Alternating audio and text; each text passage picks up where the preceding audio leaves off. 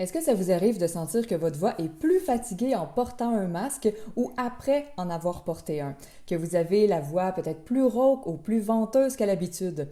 Ça arrive à beaucoup de personnes. On va regarder aujourd'hui deux impacts importants du port du masque et comment y remédier. Premièrement, le masque a souvent un impact sur notre respiration. Et je vous invite à remarquer la façon dont vous prenez votre air, dont vous inspirez quand vous portez un masque. On a souvent tendance à respirer davantage par la bouche qu'on ne le ferait sans lui, en fait.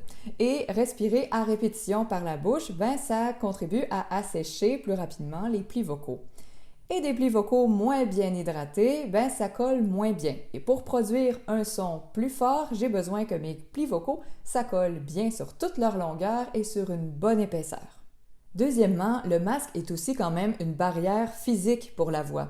Donc ça a un impact souvent sur comment je m'entends moi-même et sur la façon dont les autres m'entendent. Donc, quand on me demande de répéter parce qu'on ne m'a pas entendu, mon réflexe qui est bon à la base, c'est de parler plus fort. Mais est-ce qu'on s'occupe de la façon dont je m'y prends pour parler plus fort? Si vous êtes quelqu'un qui avait déjà tendance à pousser sur l'air, il y a de fortes probabilités pour que, au moment où vous avez besoin de parler plus fort, vous tombiez dans le même piège. Pour les plis vocaux, un débit d'air trop grand pour la tâche à accomplir, c'est fatigant. On ne veut jamais pousser sur l'air. Vous vous sentez en combat, vous forcez beaucoup, les fausses cordes vocales ou les faux plis vocaux se contractent, donc vous sentez un serrement dans le larynx, une sensation d'étouffement, une contraction abdominale, la sensation de tirer vers le cou, vers l'avant et avoir une tension dans la mâchoire, dans la nuque. Si vous vous reconnaissez dans ces tendances-là, on veut défaire l'association plus de volume égale pousser sur l'air. On veut viser plus perçant à la place. Donc, je veux rester relativement détendu en rétrécissant l'entrée de mon larynx. Donc, je vais pouvoir avoir une voix qui porte beaucoup plus sans la fatigue vocale qui est déclenchée par un débit d'air trop grand. Comme on n'a pas beaucoup de récepteurs sensoriels dans ce coin-là, il est plus facile de s'entraîner avec l'extrême d'abord et de réguler son intensité ensuite. Je peux penser à la sensation de dégoût.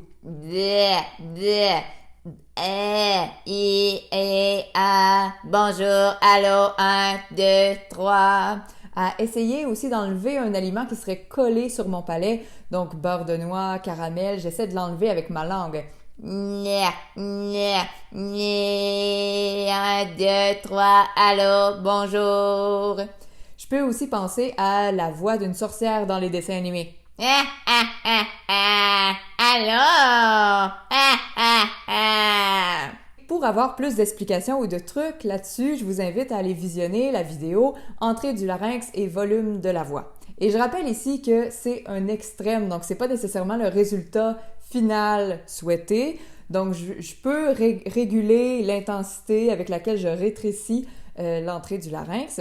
Je veux simplement faire travailler les bons muscles au départ. Faisons le test avec un masque. Donc, si je ne change pas ma façon de parler, ça donne ça comme son. Mais si je rétrécis encore plus l'entrée de mon larynx, déjà ce sera plus clair et on va moins avoir l'impression que j'ai un obstacle physique pour ma voix. Et si j'en mets encore plus, je peux avoir vraiment beaucoup plus de volume en restant détendu. Si vous remarquez, je travaille pas plus dans le reste de mon corps.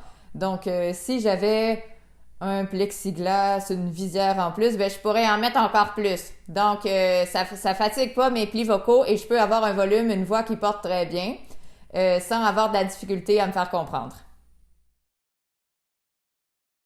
1. Je veux prendre plus conscience de mon réflexe respiratoire pendant que je porte le masque et je peux faire volontairement un effort pour prendre plus d'inspiration par le nez.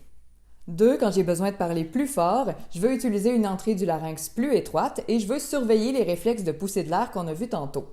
Quand je me prends en flagrant délit, je corrige le tir.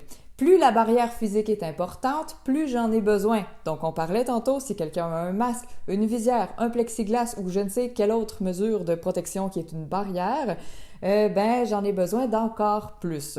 Et Rappelons-nous toujours, gardons toujours en tête que la voix qui parle et la voix qui chante, c'est la même voix. Donc si je me fatigue plus en parlant, chanter sera plus difficile aussi.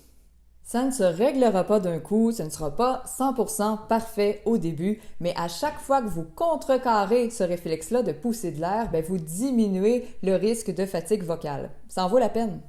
Et pour ceux ou celles que la sonorité inquiéterait peut-être ou qui en seraient peut-être gênés, j'aimerais ça vous dire qu'en général, les gens préfèrent des voix plus présentes, quitte à être un peu plus perçantes, mais comprendre ce que la personne dit. Plutôt que d'essayer de se forcer à comprendre, à écouter, à entendre, ça demande beaucoup d'énergie. Et ça fait pas des conversations très détendues ou agréables. Je vous propose d'essayer de le voir d'un point de vue utilitaire pour protéger votre voix et pour faciliter la compréhension. Prenez soin de vous sans oublier votre voix.